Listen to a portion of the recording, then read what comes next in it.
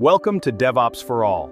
Get ready for our platform engineering bootcamp. We will dive deep into complete architecture, learn self-service infra and GitOps workflows. Your session starts now. We are going to see how this platform engineering, differ from the traditional DevOps that you're doing, and then how the SREs are different. So as you can walk yourself through here, right? We see platform engineering is more about making the developer life easy. So self-service portal, right? So we'll be seeing those things. I'll be using a couple of tools like Atlantis. I'll be using a couple of tools like Backstage and all those things during the course of this. So you would able to see like how I'm using that and how we can make the developer life easy. So as you can see here, I won't be talking about more about these things because it's self-explanatory here. I'll be mainly focused on the demo part. I would say how this is implemented, right? So that you guys have clear visibility around that, and then probably you can go back at your home in your personal laptops and your own setup. You can try those out, right? This particular workshop or this particular thing is only meant to make you guys understand like what really going on around. Like you might be hearing more about this buzz platform engineering, DevOps, sorry, right? But actually how it is done in the enterprise level, right? Or if you had to do it in some of the in your projects, and also how do you do that, right? So those things I'm going to talk about. So platform engineering, today's topic is platform engineering. So let's talk about on that specific too. So platform engineering is like, as you can see here, right? Make developer productive with self-service portal, right? Platform or portal, whatever you say. So it's like, how do you make them their life easy?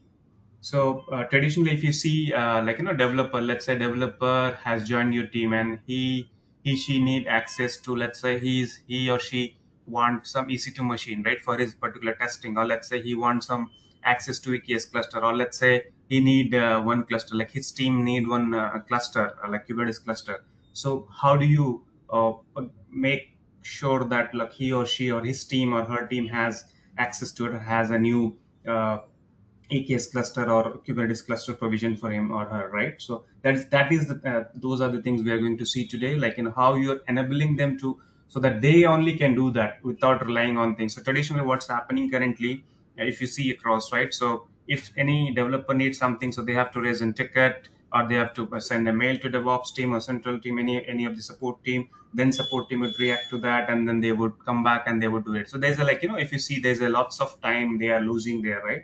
So platform engineering is nothing but they are kind of working closely with the developer, like making their life easy. Like they are setting up, they're building certain platform, or they're building certain tools, wherein they are building some tools, creating some custom scripts and all those things, and they are doing making their life easy. So that is all about platform, self-service, like creating a self-service platform or portal, so that developer only can use, they want to pick certain templates, and they can create themselves. Similar to, they want some GitHub repository to be created, so there is no dependence on other things. They can go and create themselves, right? And again, if they need certain EKS cluster, they can go and create themselves itself. So that is all it is, making their life easy. So that end of the day, the bottleneck will not be there, right? So developer can do their work very efficiently, right? Because they have everything they need. They need not to depend on another team. They are doing their things, and the things would be very fast. So that is what it is mentioned, right? What for whom it is, internet developer, app team, these particular things would be, right? So this particular platform team would be closely working with them and making their life easy. That is all it's all about. So I'm not going to go about DevOps and FRD. We'll cover those things in our next boot camp and next workshops, right? Today, let's talk about this part. So do you have any questions? Anyone has any questions, you can ask me. Otherwise, it's kind of self-explanatory here. I'll give you 1 minute if anyone has any question. Otherwise, we can move on. Any questions here? No? Is this just only to like provide access and help them to create their infrastructure? Is that it? Like, is there more to it? So there's more to it. We'll see it in in the workshop. Okay, in I'm going to see. It's like not about access, like everything. Let's say a EC2 machine is to be there's a team and they need for their testing, right? They need a EC2 machine, and in that they would be doing some session on that, right? In that case, in traditionally what happens, they have to go create a ticket, CR, blah, blah thing, right? Approvals and all those things. So there's a lot of training, right? So this platform is kind of removing everything barrier and then simply enabling the platform, the developer team to do everything self. They only can do all those things. So we'll see that in action so that we'll understand it more what it is, right? It's like making the life Yeah. easy. That's it. In simple word, enabling developer to do this sort of task without, let's say, developer has to do something. They need not to learn any Terraform code. They need not to learn any Git action pipe. Nothing. Okay, they just have to go to certain portal, click on something, a couple of things, fill in some details, and that's it. They will have EC2 machine ready for them. Or they need a Git repository, something like that. They go fill some details, click on it, something, and everything. And those backend coding and all, that is a platform team would be doing that. They are responsible to make that, things, that portal and all those things working. That is all it is.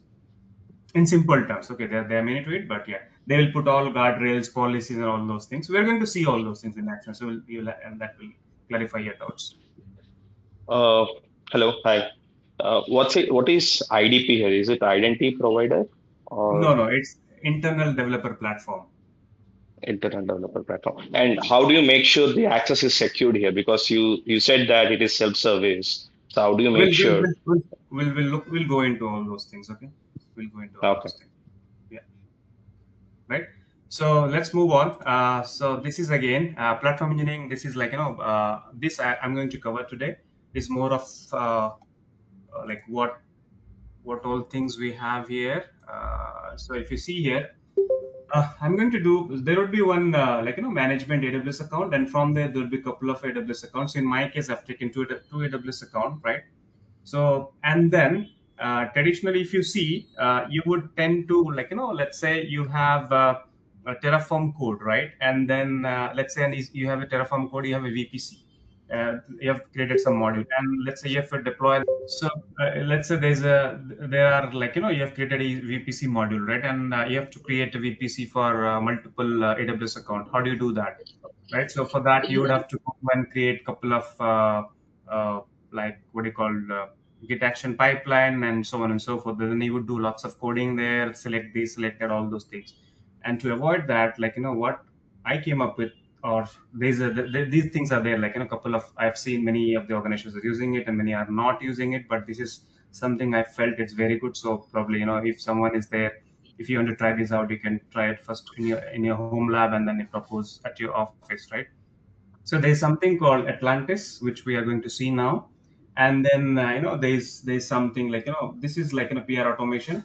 And then we have Terragrunt. So Terragrunt, again, a wrapper, which works on the top of Terraform. How it works, we're going to see that again, right? And on the right-hand side, you see this is self-service portal, right? So self-service portal or IDP, internal developers. I mean, there's a name, people sometimes call it self-service portal. They call it as IDP. So it's about them. So there you would be. I'm using Backstage. That's again, very famous tool around these. If you Google it, I've shared a couple of links around that yesterday night, so you can go and check those out. So we'll see creating how developer would log into this portal, and then how they can create EC2 machine, how they can bootstrap a Python application, and how they can create a cluster inside a cluster, right? So we're going to do all those things. And for this particular bootcamp, I have created my own, I've taken this domain dsp.codes. Why dsp.codes? Because D as in DevOps, S as in SREP is engineering. That is the reason I've taken this, and code is I'm coding. So dsp.codes is the domain I've bought, and I'm going to use the same domain for all our presentation here, all our demo, whatever I'm going to do here, right? So this is all about platform engineering. We are going to see two parts of it. One is self-service portal. One is how do you deploy things with multiple accounts, right? So let's go into that. So just to walk you through, I've got two account. One, this is, if you see here, this is one account with different name, right? And there is one more account I'm using. This is one account I'm using it, right? So currently for this account, I have a couple of things running. I'm doing a couple of testing for my next DevOps thing. So I'm running a EKS cluster with multi nodes, it's kind of production EKS cluster, 10 nodes, I would say.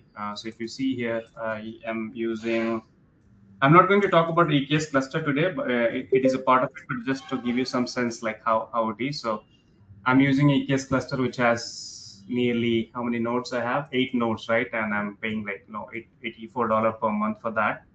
And it has got a couple of spot instances and all those things. I'm running that, and I'm running nearly 134 nodes. 134 pods there. And so this just to give you some idea. So this is already there. This is there, right? And if you go to VPC here, if I go to VPC, I've created a custom VPC here. We are going to create again. We'll see it. So I've created a VPC just to walk you through. So there's a VPC, dev VPC, then there's a subnets. Already everything is there, right? So the important thing here is I've created. I did not create NAT gateway, but I'm using a NAT instance. Why I'm using NAT instance? Because NAT instance, I'm using the same NAT instance as a VPN server. So I'm not using AWS VPN in my case, just to save cost. And this sort of solution we can give to someone if someone need it, because many a time there's a cost, right? End of the day, if you see NAT instance is costing more than not gateway is costing more than NAT instance. So I went ahead with NAT instance and then configured. So both it is doing NATing and it is acting as an NAT VPN server as well, right? So that is also happened. And all my thing, everything I'm accessing using VPN. So if I don't connect to VPN, I cannot access anything. So everything is kind of secured. So if I don't connect to OpenVPN, so I'm using OpenVPN because again that's free. Everything in my here you would see everything is like free. There is no cost around that. You can simply put that in your infrastructure and use it. So you need not to pay anything. Obviously, if you want to licensing and all, that's different thing. But in general, it's not needed. So I'm using OpenVPN for this case, right? So if you see here, to subnet to that, but if I go to the EC2 machine, just to walk you guys through, if I go to EC2 machine, I have just one EC2 instance, NAT instance. If I see here, don't go and look into that, just see here, NAT VPN, just one instance, right? So now what I'm going to do here is I'm going to create, so if you see here, this server, right? This particular account has nothing, no VPC, I guess no subnets, nothing is here, right? So I'm going to create a new VPC and vSubnet here. Let's see how we can create that. So before that, let me walk you guys through two important things. So I've created a modules around here.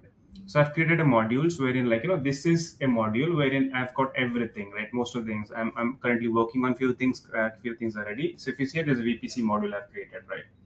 And there is something called AWS infrastructure. So module is separate repository, and then infrastructure is a separate repository, right? Completely. So in infrastructure, I'm using module repository, like referencing all those things, passing variables, and then deploying to environment. So that is how they complete design it, right?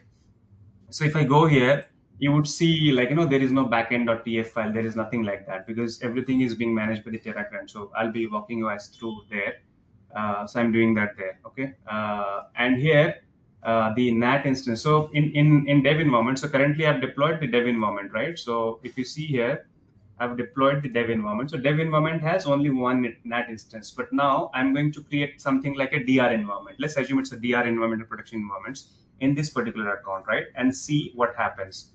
So here, ideally, what we would expect here is if I go to EC2, currently there is nothing. So we would see there would be two EC2 machine running here. So by default, if it is dev, the way I've designed it, if it is dev environment, you will have one NAT instance, and the same NAT instance will acting as a VPN. If you have prod, or if you have DR instance kind of thing, which are larger instances of perf environment, you would see in my case it would be perf environment. It would have multiple these VPN servers or NAT instance getting created for that, right? So we are going to see that in action. So after that, I'll let you guys ask questions. So this is all it is. So this is module. As you can see, modules are there. This module and this is the infrastructure. There's two different repositories, right? And then there's one important thing is in modules, the way it is designed, I am releasing the module. So let's say you have modules, right? There might be many modules around that.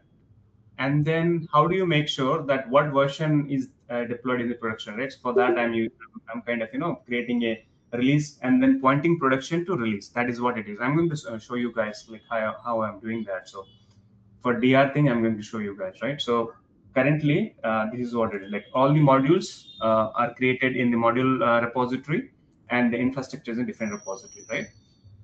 In the infrastructure, the important is live. So these are the live infrastructures I've created. I think for this Terragrunt, this is Terragrunt module or like folder structure. For the same link I've shared you guys in the link yesterday. So please walk you on it, like walk.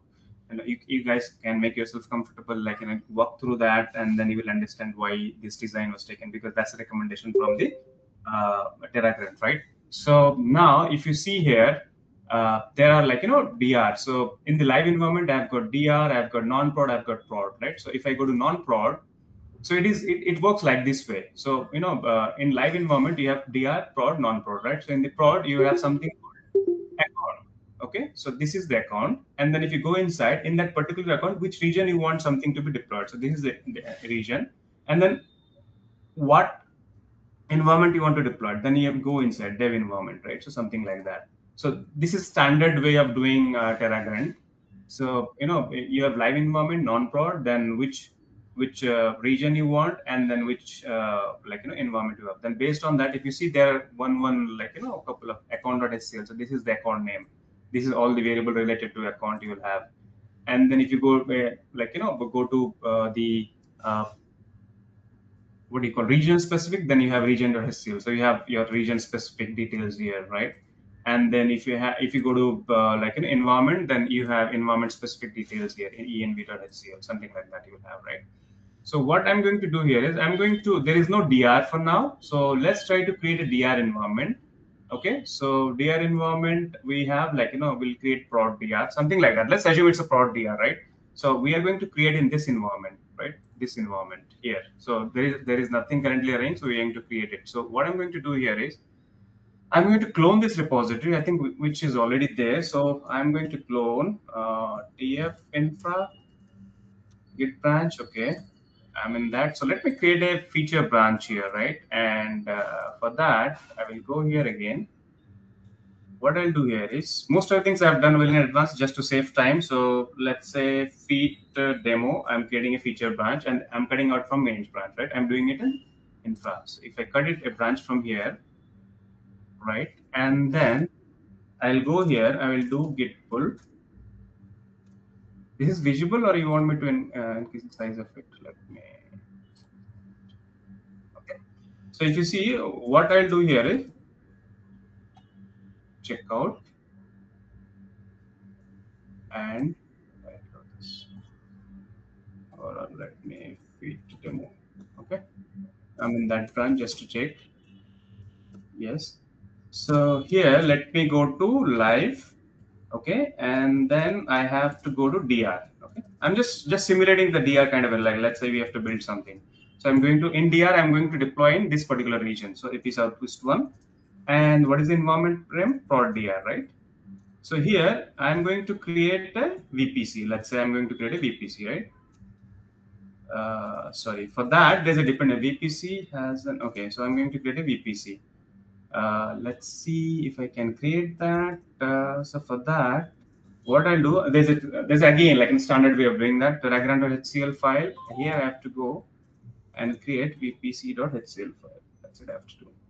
And let's say what I'll do here is git add, git commit, deploying DR in other AWS infra or account. Let's say, I mean, you can give anything, but git push origin main. Hopefully I should not, sorry, not main. Okay, so it is gone. So I can do a pull request, right? So what now that main infrastructure deployment would come. See, I haven't created any git action pipeline, nothing. You would see it now. There is no git action pipeline, nothing. So what I'm doing here is I'm just creating a PR. Sorry, the screen is too small. Can you just make it bigger? Is it small? Yeah, it is too small. Okay. Now? I think you need to zoom it. Yeah, you can zoom it. You have the option, the top right hand side. There are 3 dots, right? Toggle full screen. For me? No, not for you, Shubham. For others. The top Yeah, right hand users. side, right? Yes, The toggle full clearly. screen option. Okay, so what I did is I simply raised an PR, right? And I expect something to happen. So what would happen? Let's see. So Atlantis is coming to picture now, and it would take care of the creation of plan here. Like, what would happen if I run this? So what I have to do here is I have to go here and run a command called Atlantis plan. There's a standard command. So it's like Terraform plan, right? Atlantis plan I have to do here. So if I do here, what I expect is Atlantis has to go and create a plan for this. So it means after the finishing of this, you would see something like, what all things it will create, you would see it here itself. So expect like it's like, running a Terragrunt plan, and then you would see everything is here. Likewise, you see it here, right? So if someone is reviewing your code, let's say reviewer, he won't look at this. Like, he would probably go and look at what really your PR is doing. So everything is here. Like, it ran the plan, and then you would see everything in here itself. So need not to go like someone has to go to your Git action pipeline, anything, nothing. Just in the PR itself, you would see all the details. And based on that, you would say, let's say we are deleting something, adding something, doing some changes. The reviewer can go review that, approve it. So there's again here you can do guardrail, like, unless until someone reviewed it and approved it. I'm not doing it because it's kind of a demo, right? So I'm not doing it all those things because that again I would have to have someone to review it and approve it. So you can do that, like, you can have a couple of reviewers, two reviewers, one reviewers, and then make it more like, if it is approved, then only you can apply. Otherwise, plan you can run. So plan people, whoever is reviewing, he would review the plan, and then he would kind of do that. So if I go here, see, it is trying to create a hosted zone, right? So if I go here, see, it is mentioning like it will create an one hosted zone, it will create, right? So if someone is reviewing this PR, he simply go here, he would say okay, approve, because it is just creating this. So you're not doing anything in the Git action pipeline. There's no Git action pipeline here. Everything is, heavy lifting is done by the Atlantis. Okay, so Atlantis is a very good tool which makes sure like your things are deployed. So if I go here, okay, let me go back to here again to this here, and if I go to Route 53 and I see here, let me see if anything is there, right? So in the Route 53, I would see there is no hosted zone created.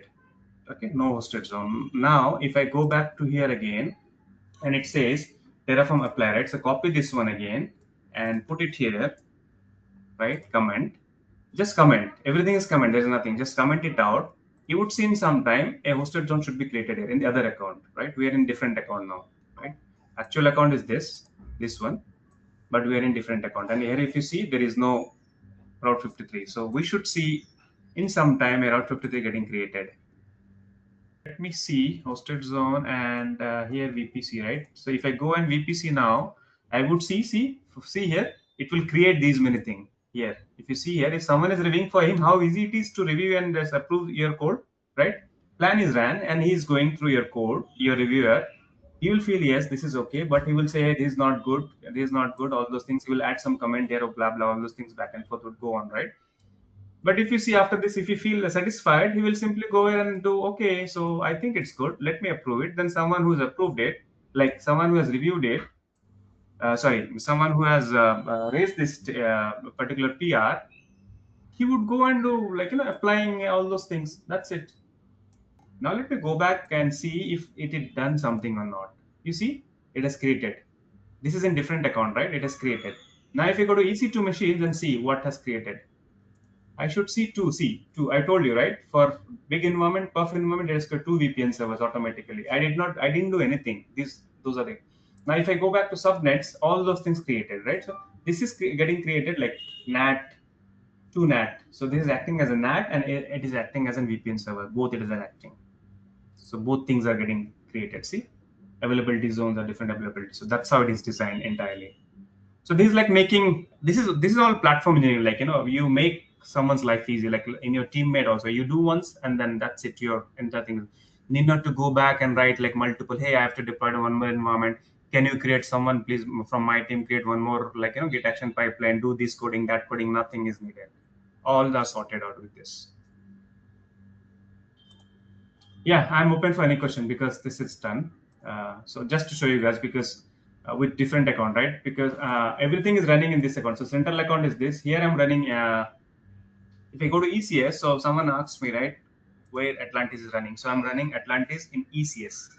Why I'm running ECS? I'm running key clock, I'm running Backstage, I'm running Atlantis key keys, in the ECS. The reason being for that, if you look at the industry, in enterprise level, let's say you're running Atlantis in EKS cluster or somewhere else, right? And you tend to uh, kind of upgrade that, right? So you would impact, because Atlantis is a central part of your entire deployment thing, right? Your infrastructure deployment. And if you're upgrading something, that would impact things. So that is the reason the way I've designed it, like I'm keeping it centralized, having it running in ECS Fargate, so that let Amazon manage things for us, and we will make sure that our things are things. So Atlantis, I'm running it here in the ECS as a container, and I'm exposing it with atlantis.tsp.codes. And then I've configured everything in here in these repositories and everything. There's a backend, there's a lots of configurations around that. You have to do it, but yeah, that is how it is. And the Backstage also, again, Backstage is a central tool because all the developers and everyone would be using Backstage. So I've configured it in a central part of it so that it's not getting disturbed with multiple updates and upgrades and all the EKS clusters and other things, right? So that is how it is. Again, key clock, again, central part because it's a central SSO thing, right? You need someone to be logged in with SSO. So you need that. So that is the reason I've designed it in such a way that it's again central, but it's shared across all the environments, all multiple AWS account, multiple things. So in this management cluster, I have management EC2 account, and from there, as you've seen, my cluster is Atlantis is running here. This is management, but I've deployed things in different AWS account, right? Without doing anything. So I did not do anything. Did you see me writing any Terraform or what do you call Git action pipeline going there and running something? Nothing. Everything is automated here. So that's how the entire design it. Put it in central part. Make sure it is able to talk to all the respective or different AWS account. If you again, I'm just asking again. If you guys have any questions on the previous part, please ask me. Otherwise, I'll move on. Does anyone have any questions? Any doubts? Did you design the Atlantis to destroy as well? To destroy Yes, infrastructure? I did. Yeah, I did. Yes, I did design. So it is okay. Let me show you that as well. Like using the same comment style. Yes, design. same thing. So no. So again, what happens? See here.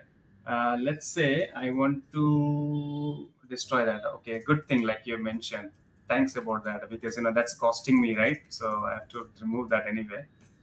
So what I have to do here is, again, there's again, this is my own custom design. I have to go and point to this empty. Okay. So if I do that, what will happen? Hopefully that should work. Okay. I think I have to add empty for both. So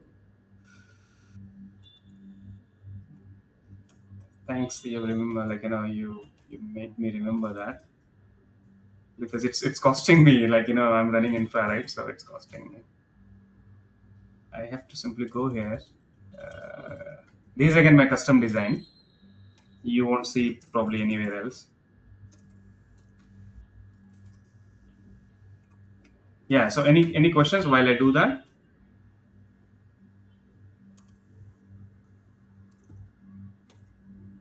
Deleting infra, right?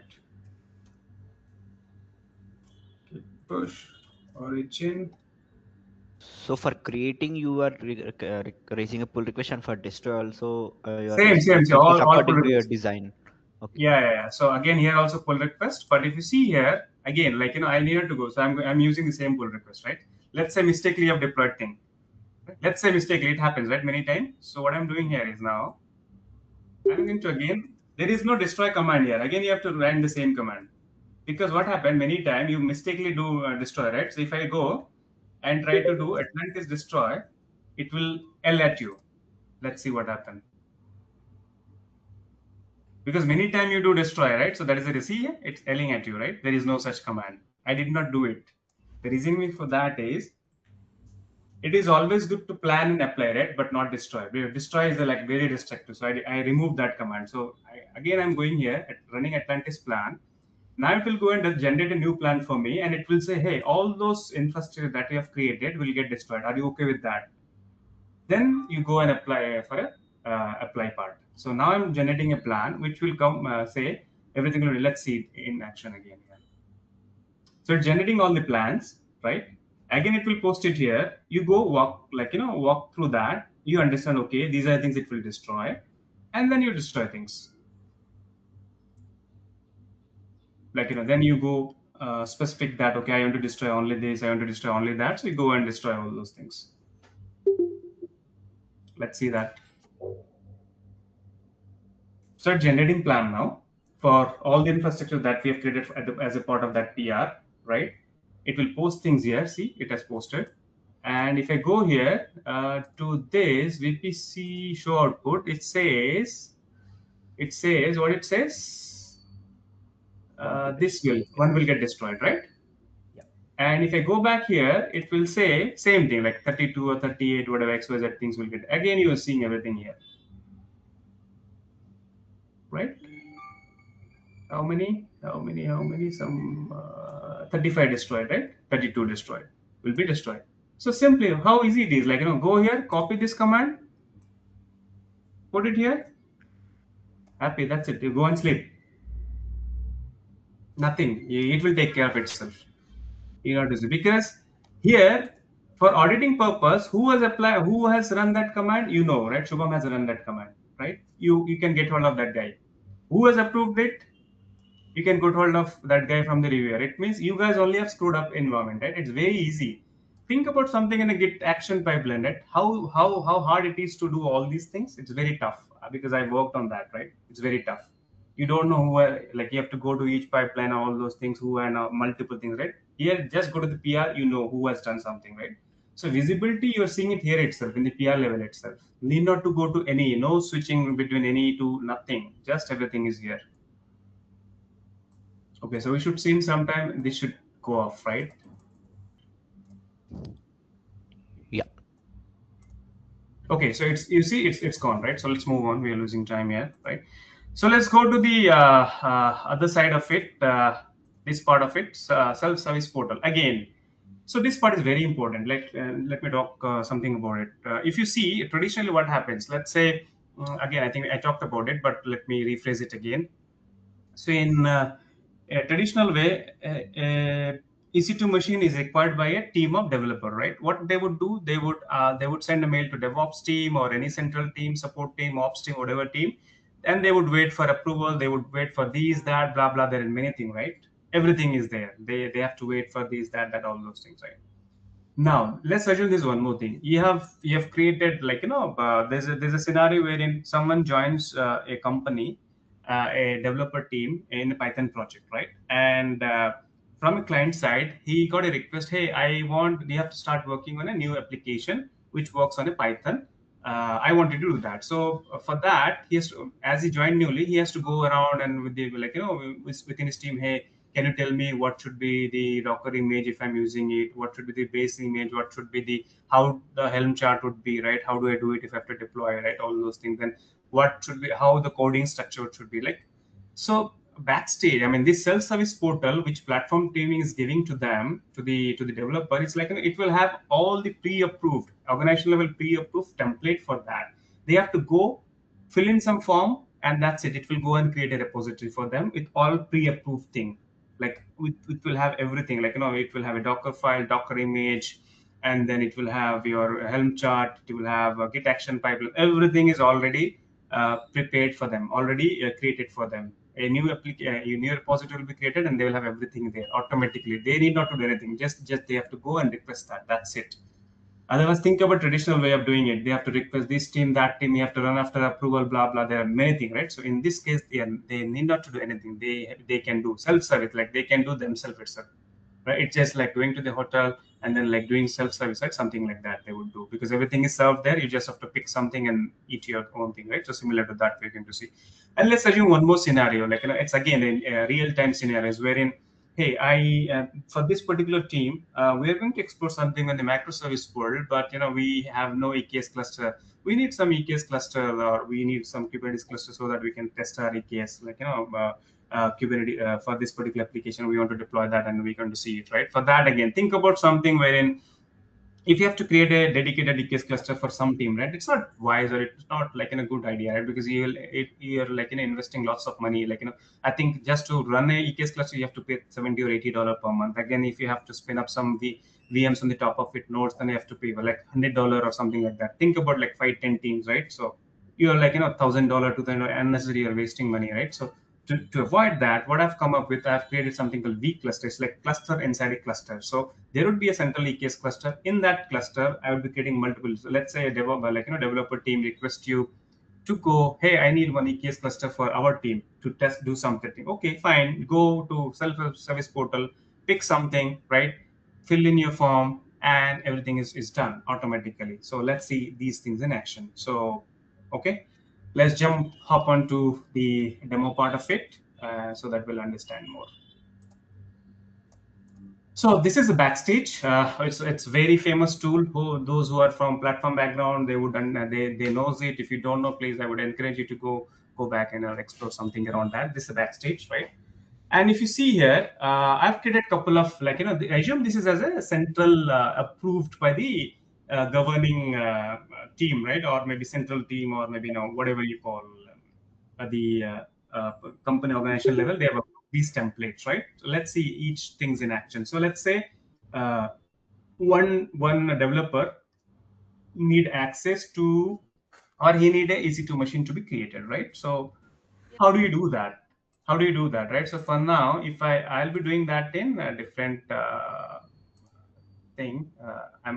So in the same account, I'm going to do it in a different. I was doing some testing, so I'm doing it in the Mumbai region, right? So Mumbai region, if you see demo, there is no demo. Tested demo, there is no EC2 instance running. So I'm going to create that, right? So what I'm going to do here is I'm going to choose this one. Okay, so just to show you guys, I've logged in as a Shubham. I'll be switching between, and this is configured using key clock. Okay, so Backstage is configured using key clock. So if I go here, if I do again, let me just show you guys. So I'm signing out completely.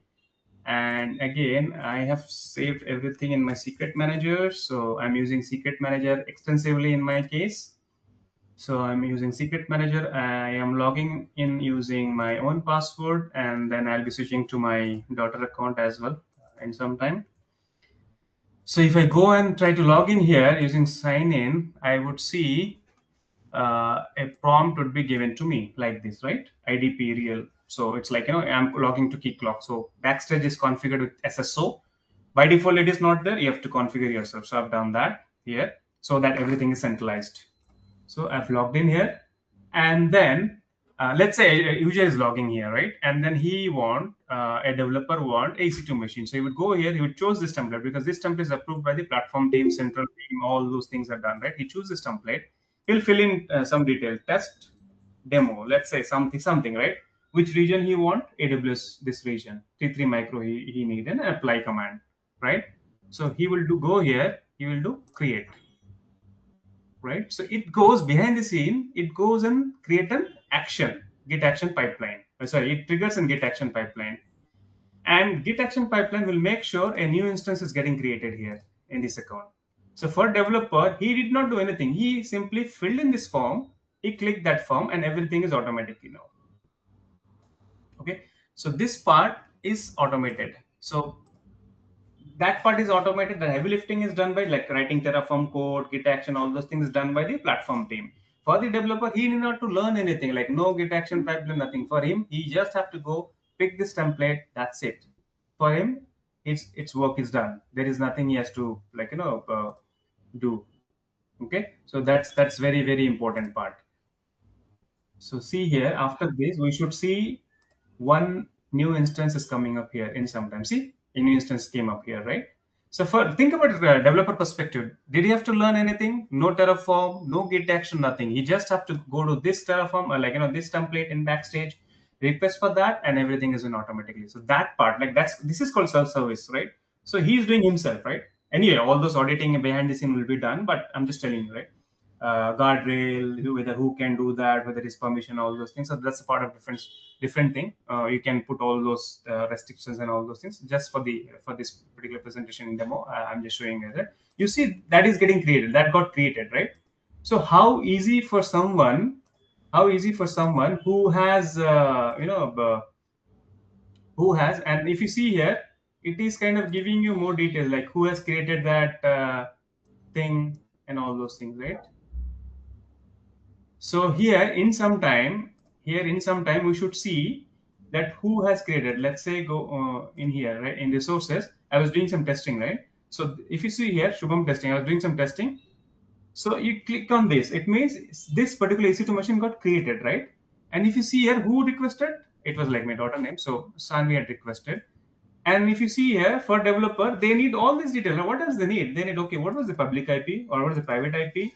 Because they would have already VPN with them, right? They can use SSH, they can use whatever, like, SSM, all those things. What is the instance type? They have all the details here itself. What does they need? So for them, they simply have to request there. And for them, all EC2 machine created, they have all the details here. Copy that, use it.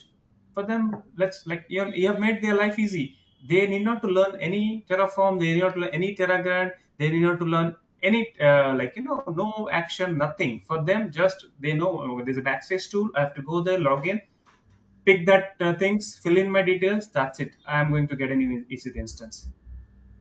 And any way, like he can get the security keys to for SSH. Everything. Right? See, everything's possible. I'm just see. I told you, right? You can do lots of things. This is a basic understanding for you. Okay. So, is this? Is there anyone has any question? I'll move on to other part of it. Shubham, how will this will be used by the developer, no? This platform. See here, just to stop you guys. See, new EC2 I was created, right? So here, now you can see here. He simply has to go to resource section. See here, that new EC2 machine got created, right? He will click here and then see who has created. Shubham has created it, right? Public IP, all those things he's seeing here directly. So did he have to go to any EC2 machine, any AWS console? Nowhere, right? All those heavy lifting is done by the platform team. You're making developer life easy. Is there any dependency here? No dependency with any team, right? Because you're being recorded for all your things in the key clock world, in the SSO thing, right? You're monitored there, you're monitored here, everywhere you're monitored. So whatever things you do, you're being monitored, right? So everything is kind of secure. Obviously, you can have more guardrail and all those things, but I'm just telling you. Yeah. Sorry, come Shubham, again, yeah. It will help to who has not have access to AWS services or GCP services. Yes. Yeah, I mean, see, did you see someone has access to this guy has no access to AWS, right? But still, it is only creating or checking any logs, application logs, or anything. No. This is all those things you can do. I mean, this is just to understand. Like this can be done. See, all those integration, high-end things you can do, right? Security, all those things. Everything can be done. Okay, everything can be. We'll see it. Okay, we'll see it.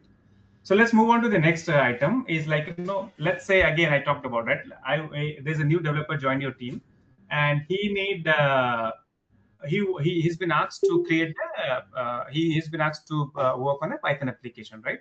In that case, what he would do, he would go here, simply create. Again, he would choose this template because it is approved by the central team, which has everything, right? He would go here, choose this one. He will fill in two details. What is the component name? Let's say Python demo is the name of a thing, right? And he need in dev environment. Let's say let's assume hypothetically. I mean, it's not so. Just for this particular thing, just assume it, right? So Python demo. So it means a Python demo repository will get created, and that repository will have all the things encapsulated already. Let's say Docker file, Helm chart, Git action, all those things will be getting created automatically by this. So what developer is doing that? Simply when he came here, choose the template, filling the details and review and create. That's it. He did nothing. He did right. All the heavy lifting, all the backend coding, everything is done by the platform team. For him, this is the only thing he has to do, right? Let's see what happens. So if you do that, now he can go a repository. So if you see a new repository got created, it was not here, right? Just been created. And if you go to this repository, see here, workflow got created, chart got created, Docker file got created, everything at source, everything got created automatically, right? From here on, he can copy this, clone this, and he can start working on his thing. But basic structure is there, right? The golden template you call it as, right? That is already there. That is how it is. So you're making developer life easy. He did not to go to, okay, what should be the Docker file I'm using? So let's say in this case, company has approved, okay, you have to use this version. So did he have to go to any of them and ask, hey, what is the Docker file that I should be using at? Please tell me. He did not to do anything because everything is there. He can simply start, okay, now from here on, he will clone it and he will start working on this app.py file, right? That is what he has to do. Nothing he has to do. That's it. So in some time, we should see that Python demo. See here, Python demo also we got it here, right? So now in Python demo, if you see here, Python demo got created here, right? You can see it here itself. So Python demo, if you go here completely, who had requested? I have requested, right? You see everything. You can see Argo CD visibility here. Everything is here, right? If I go to CI/CD here, you see that it has ran some. See here, you can see the complete picture here itself, right? This is the Git action ran. What was the workflow and everything. So all those things you can see here itself. He did not go anywhere. Just to give you a more insight, like I was doing some testing. So let's say this is a repository, Golang repository, right? If you see here, CI/CD, you want to central visibility, right? So CI/CD, this particular thing, it failed, right? So that guy who has created, he can see from here itself. Is there any pull request to my repository? Yes, there's a pull request. Someone created. Who created? This guy created, right?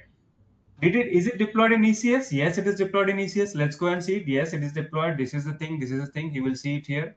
Is it deployed in Kubernetes? Yes, it is deployed in Kubernetes. Where it is deployed? Yes, this is the cluster name. This is the deployment. This is everything. You will see it here itself, right? Is it deployed in Argo CD? Yes, it is deployed in Argo CD. Currently, it is missing. Like, there is some problem. You can go and check here. I can go and check here, right? You can do all those things. So think about, like, developer perspective, how easy it is for here to switch to any affair. He can see everything here itself, right? That is how it is. Like, you're making developer life easy. They need not to know anything. No Git action, no Terraform, nothing. They just know, okay, they can focus on their own Golang. They can focus on their own Python, whatever things they are doing, right? And for them, everything is spoon-feeded, kind of, right? So now let's go to the final item. Let's go to the, let's say I talked about the same thing again, right? This part, cluster inside a cluster. Let's say they need a team need a cluster, right? EKS cluster for them to deploy something and test it, right? Let's see what happened. So I'm going to create a new cluster. I'm going to say, okay, I want to create a vCluster inside a EKS cluster. So I'm choosing this. I'm calling it as vCluster demo. I am deploying a dev environment, right?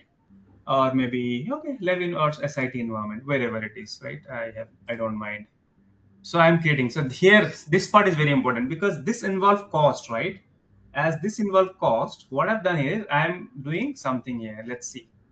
It is creating a pull request now, okay? Because it's involved things. So I'm going to pull request. This pull request is waiting for platform team to approve. Yeah, I'm coming to your question, Ajit. Okay, here is the thing. So someone has requested create a vCluster demo. Who has requested? Shubham has requested, right? Like this. Complete detail here. The approver can see the details. And if you feel yes, this is a genuine request and all, then simply he has to do merge commit, right? Let me go to Argo CD.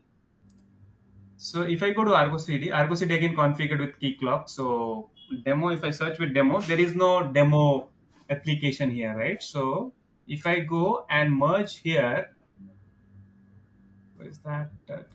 This one. If I go and merge thing, right? So let's say platform team felt, okay, this request is genuine, right? He simply went ahead and he merged this, okay? He merged it. So in some time, what happens? A new application with vCluster-demo should get created here automatically. So for developer, what he did nothing.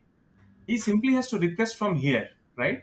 Create requested, and then it went to platform team for the review.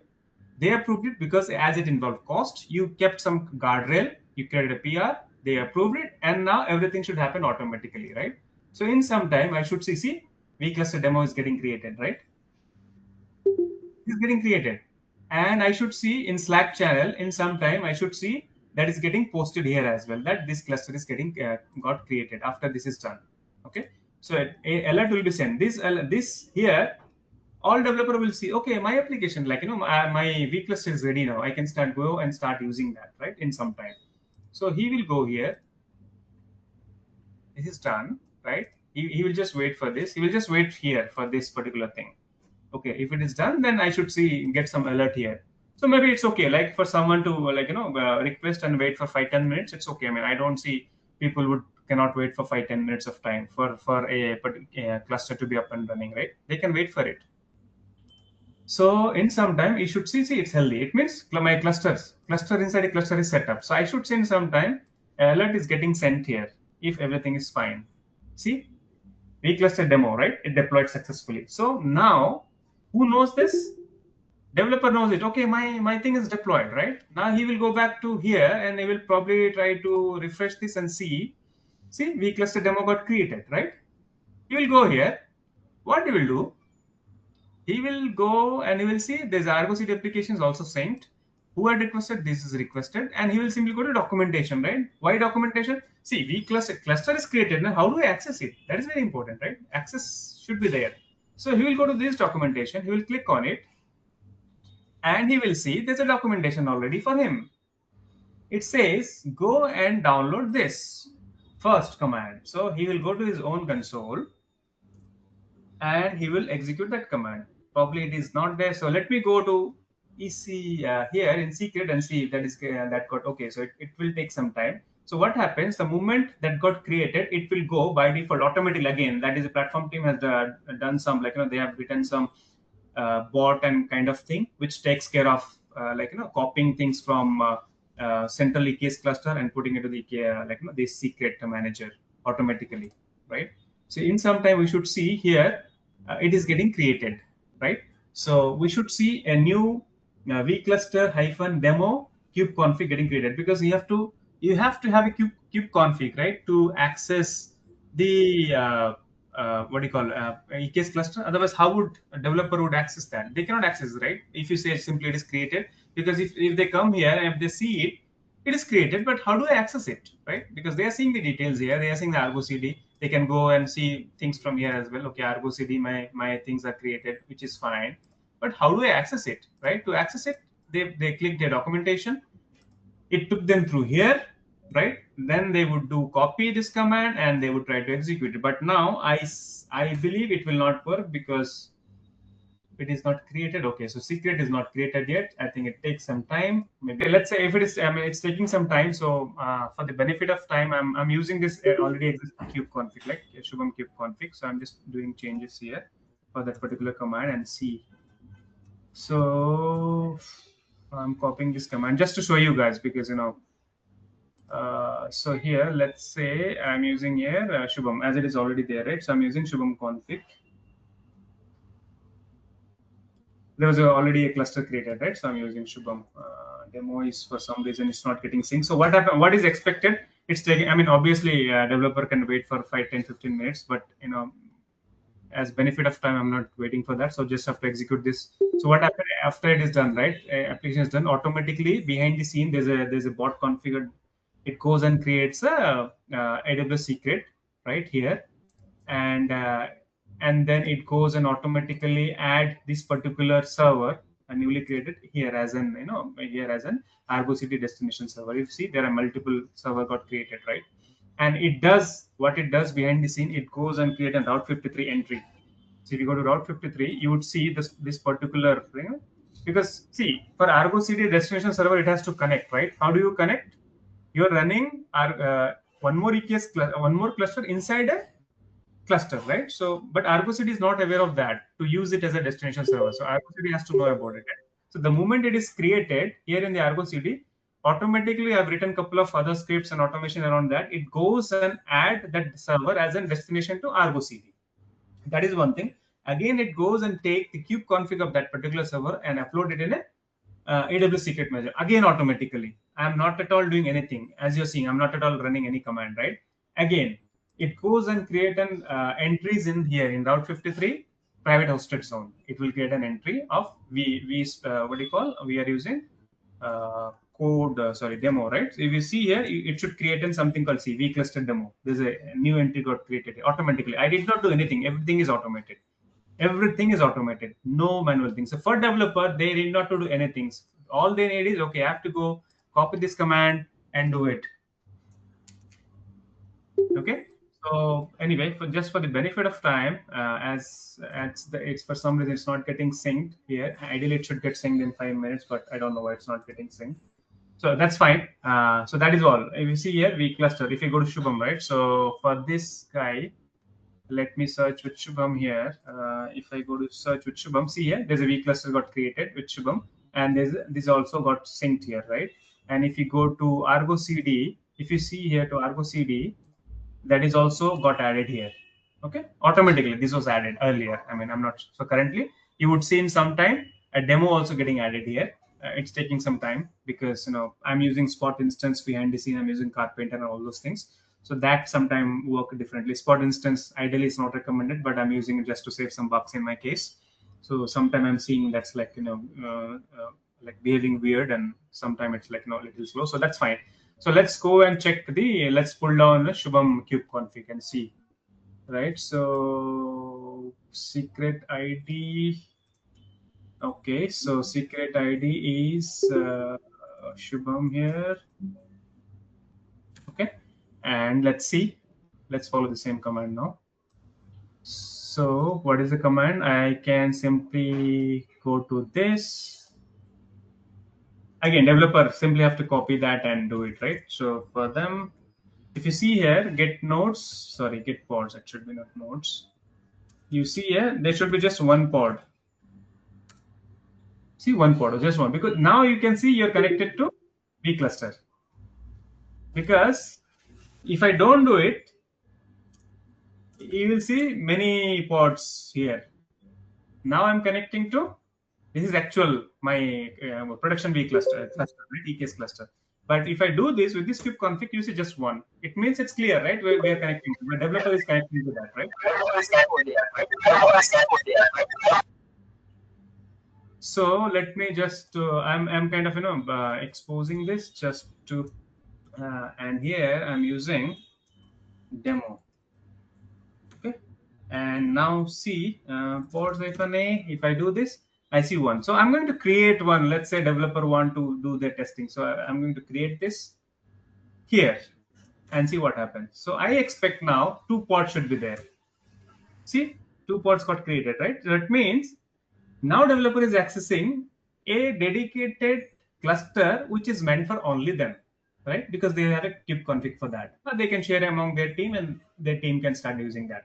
So that is how it is you're making their life easy. So what you're doing is you have created a production cluster or one EKS cluster. In that you're creating separate V cluster for each team, and you're giving kube config to each team so that they can do some test around that. That is all it is. Okay. And if they don't need, simply go there, delete that instance, and everything is deleted again. Yeah, I think that's all I have. If anyone has any questions, you can ask me. YAML file, no? This Backstage. Sorry? Config.yaml file will be there for the Backstage, no? Config.yaml file? To maintain like all the repositories, how it will automatically discover this. Yes. Catalog.info, yes. So what if something happens, like if it gets deleted? How would you prevent Why would it get deleted? Because you have a guardrail everywhere. Okay. No, but is there any See, all those guardrail restrictions, obviously that will in enterprise, real enterprise, what you would do is you would put those things in practice, right? Who has access to this particular repo, who has access to this thing, this project, all those things you would do it, right? That is very natural thing. Who has access to, whether you have collaborator, reader access to this repository, all those things you would do it. That's very natural thing, right? So there is very less chance that you would into it. Obviously, you know, for big organization, they take backup of all the critical config, right? You can put it to S3 buckets and all those things. That also you can configure. Okay. Yeah. That's all. I think that is all it is. I've covered both the side right now, as you guys have seen. This side and this side, both the sides I've covered. So if you have any questions, you can ask me. And we'll be catching up again with the next kind of demo or the bootcamp kind of thing for the DevOps side, because today we've covered the platform engineering. So next thing would be with the lots of thing enterprise level, how we can do that with the DevOps side, and then we will be seeing the SRE side. That concludes our session. Stay connected. Stay connected with us. Reach out to us on LinkedIn and explore our code repositories. See you in the next session.